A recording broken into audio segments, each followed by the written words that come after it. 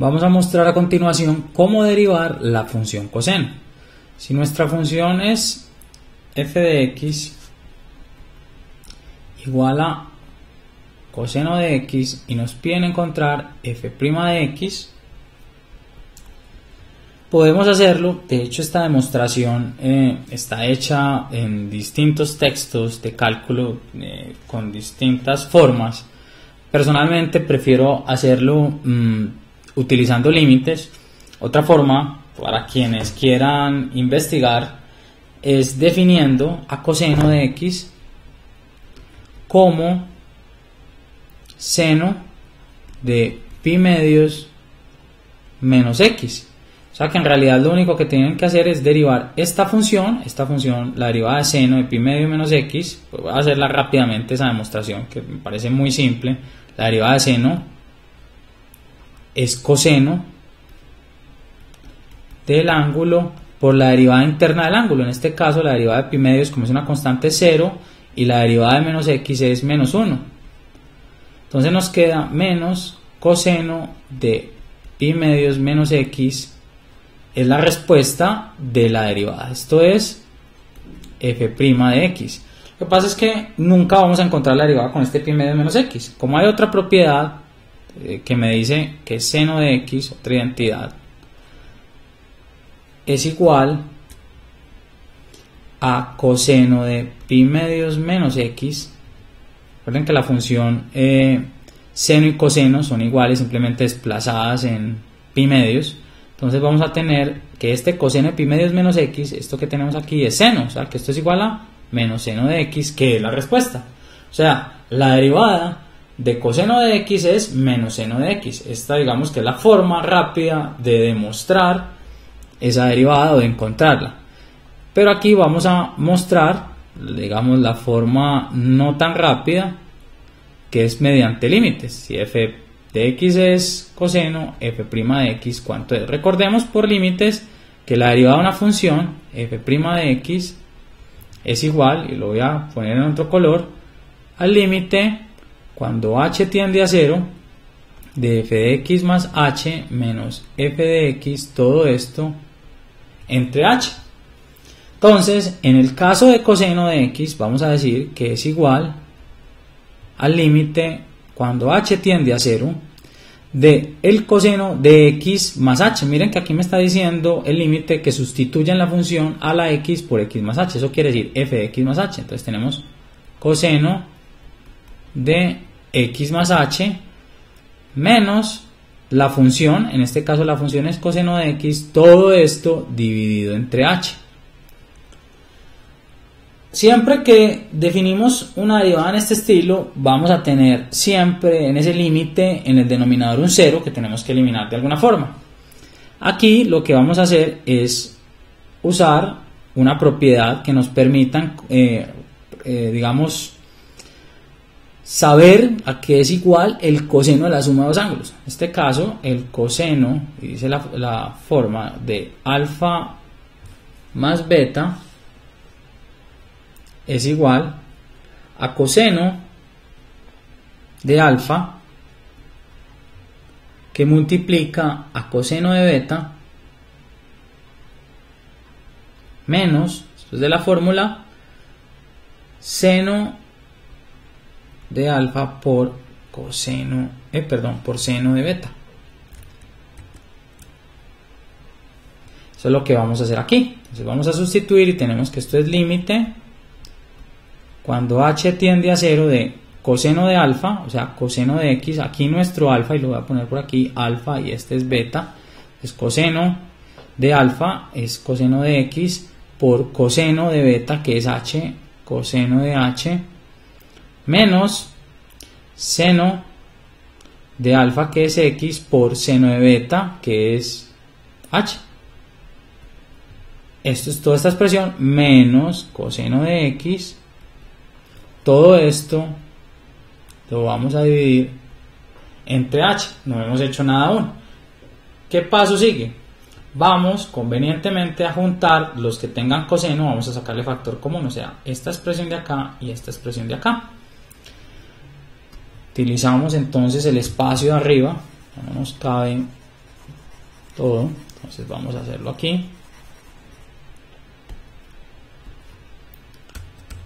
Y tenemos entonces límite cuando h tiende a 0 de coseno de x, que es factor común de este de acá. La división de coseno de x por coseno de h es coseno de h, y la división de coseno de x entre coseno de x es 1. De una vez separemos esta h, la podemos ir separando aquí, menos, atención, seno de x que multiplica a seno de h, todo esto entre h. Lo que dice es que separé esta h, yo la puedo, como esto es distributivo, la división es distributiva con respecto a la suma y la resta, entonces lo hice ahí. Entonces miremos por qué hice esto. La idea era que se me formara este cociente y este cociente. Este cociente, miren, yo puedo separar inclusive los límites. El límite de una resta es la resta de los límites. Y como aquí tengo, como si esto fuera una constante multiplicando a esto, porque miren que el límite es con respecto a h, no con respecto a x, entonces yo puedo sacar el coseno del límite y sacar el límite de coseno de h menos 1 sobre h. Y este es un límite especial que ya habíamos resuelto. De hecho, el valor de este límite es 0 y el valor de este límite es 1. O sea, de la misma forma como hice ese análisis, hago este seno de h sobre h cuando h es 0, el límite es 1. Para quienes quieran lo pueden revisar en nuestros tutoriales de cálculo. Tenemos el de seno de h sobre h, llamado límite de seno de x sobre x, y en otro capítulo donde hablamos de dos límites especiales, uno es este y otro es de una diferencia de potencias a la n, pueden encontrar la demostración de este también. Entonces tenemos coseno de x por 0, esto es igual a coseno de x que multiplica a 0, menos seno de x que multiplica a 1. Miren, coseno de x por 0 es 0 y menos seno de x por 1 es menos seno de x, que es precisamente el resultado que habíamos encontrado ahorita. O sea que la derivada de coseno es menos seno. Vamos que ese es el caso más simple. O sea, cuando yo tenga y igual coseno de x, voy a decir que y' es menos seno de x. O sea que si tengo una función cualquiera como esta, vamos a tener por ejemplo 6x3 menos coseno de x a la 5 y me piden encontrar la derivada. Miren, yo simplemente voy a derivar, esta es una función donde aparece el coseno, pero primero tengo que derivar esto. Entonces tengo 3 por 6, 18, x a la 2, que resto 1, y aquí tenemos, miren, una función a la n. ¿Cómo se deriva una función a la n? Bajamos el 5 que multiplica a la función que queda a la n menos 1 y multiplicamos por la derivada de lo que está dentro. En este caso lo que está dentro es coseno y la derivada de coseno es menos seno de x. Aquí simplemente resolvemos signos. 18x2 menos por menos da más 5 coseno de x, todo esto a la 4, algunos lo pueden poner aquí, válido también, por seno de x. Y esa es la respuesta. Vamos a poder encontrar ya derivadas donde aparezca el coseno elevado a la n. Pero a veces nos pasa que vamos a tener problemas como el siguiente. ¿Qué pasa si nos dicen que y es igual a coseno de x2? Miren, yo sé coseno de x, pero no sé cómo resolver coseno de x2 y no quiero volver a usar límites. Para no hacerlo utilizamos la regla de la cadena. Decimos que y, bueno, aquí voy a poner f de x y me piden encontrar f' de x.